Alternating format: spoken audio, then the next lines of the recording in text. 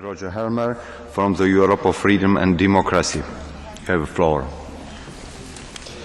Mr. President, I understand that our good colleague Mr. Malcolm Harbour has been very much engaged in this work on the single market, and we should certainly thank him for his efforts. But he falls into an error common amongst British Conservatives. Challenged to find even one good thing to say about the European Union, most British Conservatives will cite the single market. They seem to believe that it's a free trade area, and they think that free trade is a good thing. But it's not a free trade area, it's a customs union, and it's a bureaucratic nightmare of regulation and red tape. Years ago, Commissioner Verheugen estimated that the cost of EU regulation was around 6% of European GDP. Since then it's got worse, and this proposal today adds more burdens. Mr. President, Commissioner, colleagues, I come to the House today with good news. It is possible to create growth and jobs and prosperity and investment and recovery in Europe. But to do so, we will need to do four things. First of all, we must cut taxes. Secondly, we must have a bonfire of the regulations. Thirdly, we must dismantle the reckless and failing experiment of monetary union. And finally, we must adopt a rational energy policy and abandon our lunatic obsession with the myth of global warming.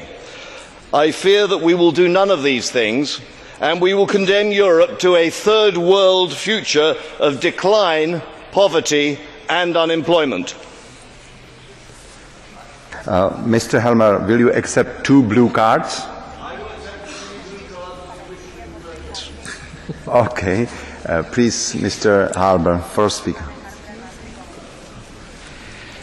Well, President, I'm delighted for the first time, and I welcome the fact that Mr. Helmer is not in the same group as me, and therefore I can therefore intervene on him. I want to ask him to pick up 2 points.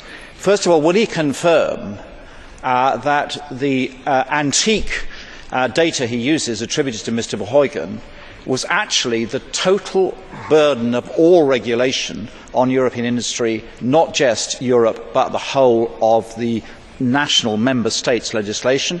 I'm sure he'll find that's true, and it would be good if he would stop using that figure. And secondly, would he confirm that the single market is neither a free trade area nor is it a customs union? It is a fundamentally more advanced and open economic area than anything else in the world. Next speaker, Mr. Schwab.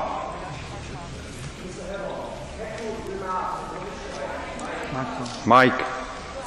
Thank you so much, Chairman. Mr. Helmer, have you recognized that Commissioner Verheugen is not a commissioner anymore since 3 years in this House, in the European Commission? And secondly, have you also followed the work of the Stoiber Commission, which has reduced the bureaucratic burden in the European Union by 25%?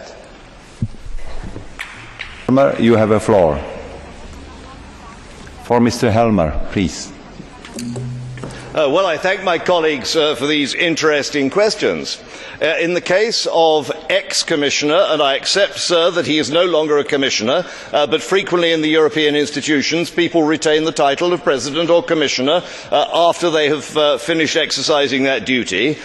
He quoted a figure of 6%. Former Commissioner Mandelson quoted a figure for the benefits of trade in the single market at 1.8%. Now, Mr. Harbour, it is nearly 45 years since I left university, but I can still work out that 6% is a great deal more than 1.8%. Thank you very much indeed for that. And my answer would be that the single market is indeed a customs union. It is a Zollverein. It has an external barrier. You will recall that all the economic studies that have been done show that free trade areas are generally much more efficient than customs unions. If you wish to point out that it is in fact a customs union with the addition of massive and excessive regulation, I will be the last one to disagree with you. Thank you. Thank you very much for the answer. And then